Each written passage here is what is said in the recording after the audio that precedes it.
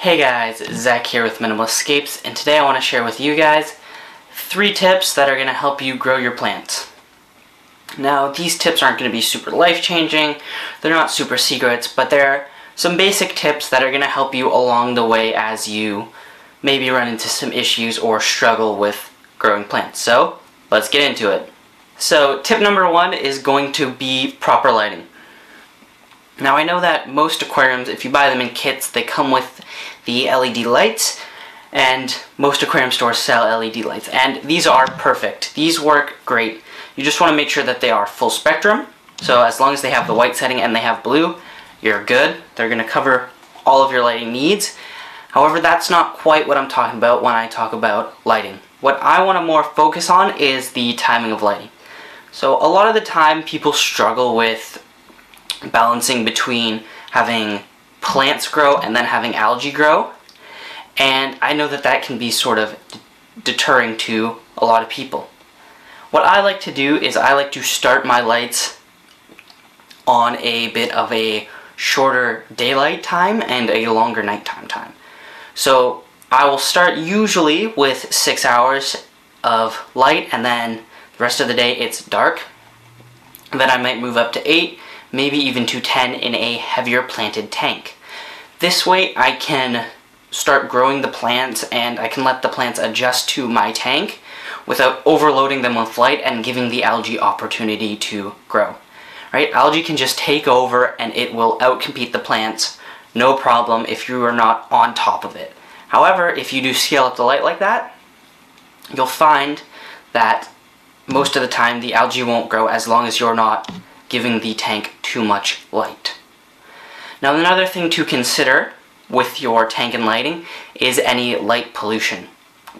This means if your tank is in, say, a common area of your house like a living room, even if you don't have the tank lights running, are there other lights around your tank that could be penetrating into the tank? Even a window or any overhead lighting, that can have some effect on the plants in your tank, and it can create algae problems because you think, oh, I'm only running my light for, 8 hours, but for some reason I keep getting algae growing.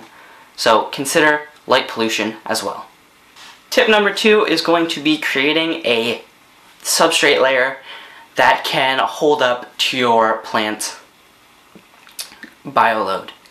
So what I'm talking about is making sure that your substrate has the proper nutrients when you start your tank, meaning that you do have that nutrient layer in your tank, so in aqua soil, a aquatic compost, just topsoil, even just root tabs.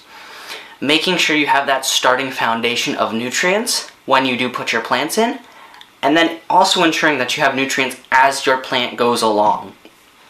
Okay, so if you're going to set up a tank for a year or 2, in your first 6 months, you've got your organic topsoil, we'll say, and then you've got a sand layer capping it. Well, if you just have plants in there, eventually the soil will run out of nutrients, and the plants will take it all, and then the plants will just die off, and you just won't know what happened, and it could be that the soil has run out of nutrients. So ways to sort of circumvent this or prevent this is just having fish in your aquarium, right? If you've got fish and you have a proper substrate system set up, one that can take in the waste and break it down into the finer nutrients, then your plants are going to do just fine. For that, I generally like to have sand. I've found that sand is the best at taking in the waste and breaking it down so that the plants can use it again. This is important because you have the bacteria in the substrate that is going to be breaking it down, so I would always recommend sand.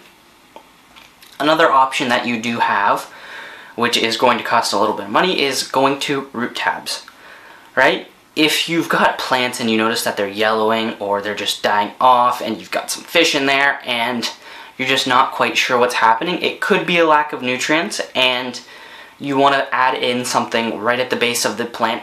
This can also be a little bit more targeted.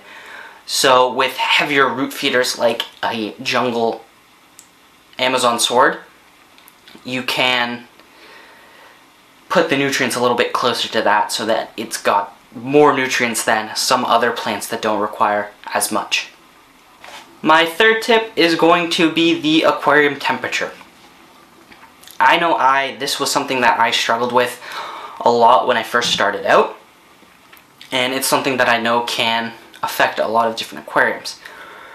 So when you set up an aquarium, if you buy it in a kit, you'll get a little heater, or if you just buy the aquarium, you won't get one.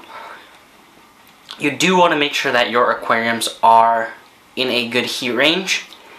It's just going to keep your plants alive and thriving much better. You have to remember, a lot of aquarium plants do come from tropical or subtropical regions. An example of this would be the Amazon basin, that is a subtropical, I believe.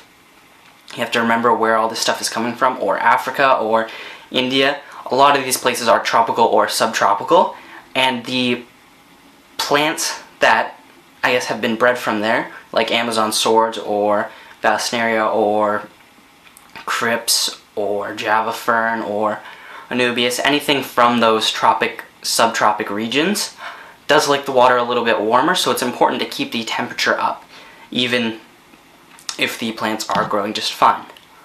I found that I like to keep mine at around 80. I would say maxing out at around 84 degrees Fahrenheit is ideal.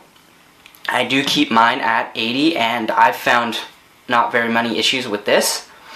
If you do keep your tanks a little bit colder, it's not going to necessarily kill off the more hardy plants, and it's not going to completely halt the growth of others.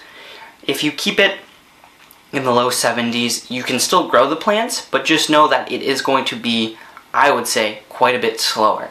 I have found that making that jump from like 75 to 80 really has helped increase the growth in my tanks. One last bonus tip before the end of the video is to try and include an area of your aquarium or in your future aquascapes where you can have immersed growth, or growth just below the water's surface. Now, this is just going to give your plants access to atmospheric CO2, which is going to help them with their photosynthesis cycles, and it's going to lead to better growth or faster growth or more growth on your plant.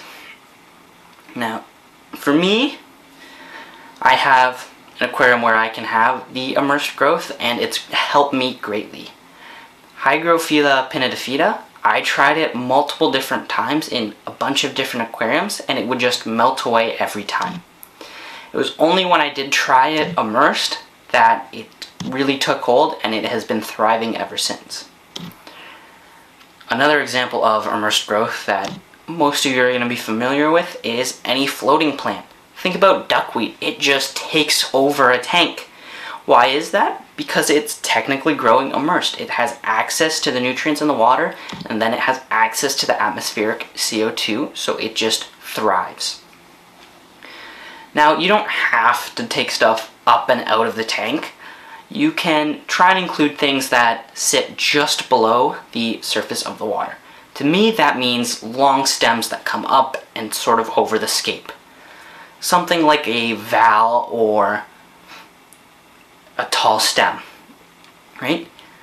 For me, the val shoots up, and then as soon as it does get to the top of the water, it starts to loom over, and that looming, though, gives it access to atmospheric CO2 because it is just below the water, and when that does happen, it will start to grow a little bit faster, is what I have noticed. Another example of this is Henthenanthera zosterfolia, or stargrass as it's better known. It'll be slow to kind of come out of, if you get it in a 1-2 grow cup, a little nitro cup, get it out of there, and it'll be kind of slow, and then as it gets up, if it stretches out and it hits the surface, it'll just suddenly start exploding with new growth. And that's because as soon as it does get to the surface, it has access to that atmospheric CO2. I'm not saying that this is the end-all be-all. You can still have lots of growth with just the other 3 tips in this video, but this is a way to get a CO2 injection-like effect in your tank without actually having to buy CO2 canisters. So, give it a go and see how it does. Alright, that is everything for this video. Hopefully you guys found these tips useful and they will help you in your future endeavors with your aquariums. But if you guys did enjoy, please consider subscribing, and I'll see you guys next time. Peace.